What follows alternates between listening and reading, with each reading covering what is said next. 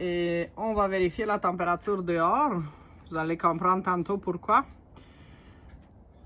Donc on voit dehors, c'est moins 4 degrés Celsius. Et le beau petit golden pour vous le montrer.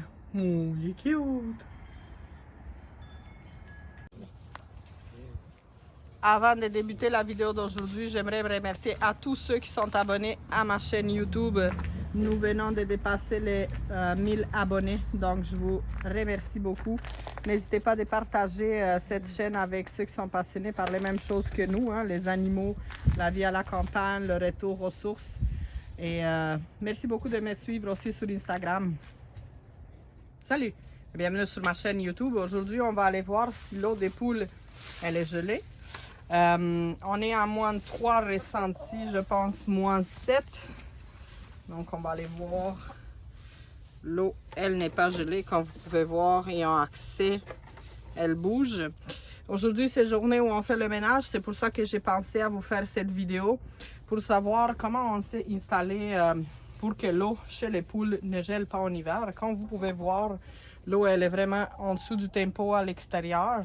Donc, l'eau, il ne pourrait pas rester simplement comme ça, dehors, au vent puis au froid, parce qu'elle va geler vraiment très rapidement. Salut les cocottes! On les va, ils se promènent en dessous. Les feuilles d'arbres sont pratiquement plus que la moitié déjà déchiquetées, comme on peut voir. Salut!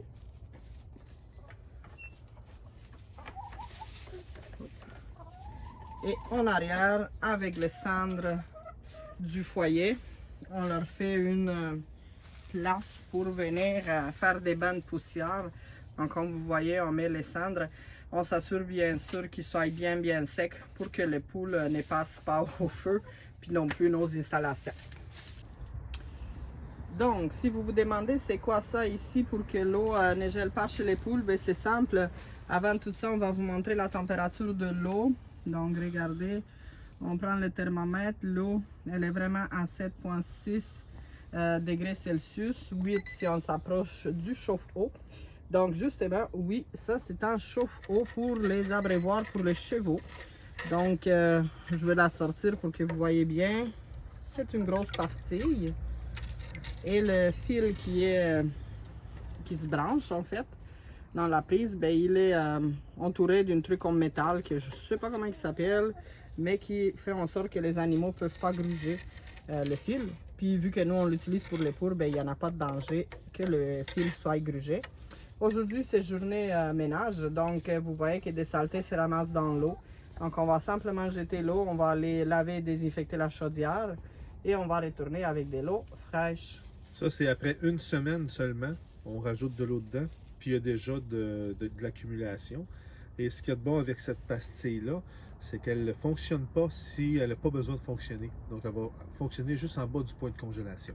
Ah, ça c'est très bien à savoir les amis. Voilà. Donc on rajoute. Ça c'est leur portion. Ils viennent toujours vérifier qu'est-ce qui tombe à terre, voir s'il y en a des verres de farine ou autre chose, des petites collations qu'on leur rajoute dans la nourriture. Et justement en parlant d'une verre de terre, les voilà, il y en a un ici. On va voir si elle le trouve.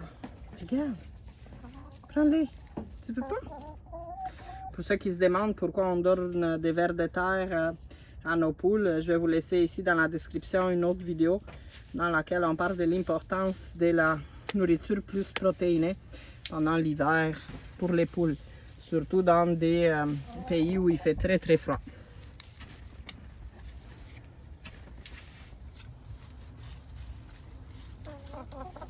Donc les poules s'en viennent déjà pour manger. As-tu trouvé le verre? Non. Et nous voilà quelques minutes plus tard, la chaudière était lavée, désinfectée, on a mis de l'eau fraîche. L'eau de notre puits elle est plus jaune parce qu'on a des tanins dedans qui donnent cette coloration jaunâtre à l'eau, mais elle est 100% potable. Donc on a simplement rempli d'eau juste avant les trous évidemment. Donc la poule va venir mettre la tête ici, va pouvoir avoir accès à de l'eau pas gelée. Maintenant, on va juste protéger le tout avec le couvercle. Parce que sinon, on le sait, les poules, quand ils font leur banc de poussière ou simplement ils bougent dans le poulailler, dans la volière, mais là, il y a de la cochonnerie qui peut se ramasser dans notre chaudière. Et je pense qu'on a des visiteurs aussi. Qu'est-ce que tu fais, René? Tu es venu voir les poules? Miaou, miaou. Et si vous demandez qu'est-ce qu'on a de ces côtés, mais c'est simplement la réserve des feuilles. Une autre vidéo ici plus bas, je vais vous laisser avec l'importance d'utiliser des feuilles des arbres à la fin de l'automne. Au lieu de les envoyer à la ville, on les ramasse toutes, on les garde ici, puis on en donne par bout aux poules. Voilà, les curieuses s'en viennent. Je vais voir qu'est-ce qu'on a fait. On a ouvert pour chercher l'œuf. Et pour ceux qui se demandent pourquoi il faut mettre des perchoirs dans un poulailler, mais c'est simple. Les poules vont aller dormir en hauteur et regarder aussi les signes de cette activité nocturne.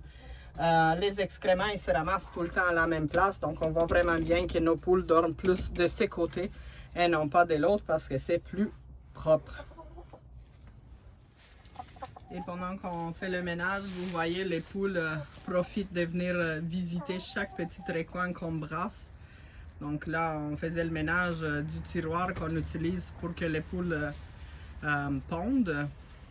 Et c'est ça, les curieuses s'en viennent. Donc on les voit vraiment bien, les poules sont en forme. Leur crête, elle est vraiment rouge, elle n'a pas gelé. C'est des poules qui sont bien en santé.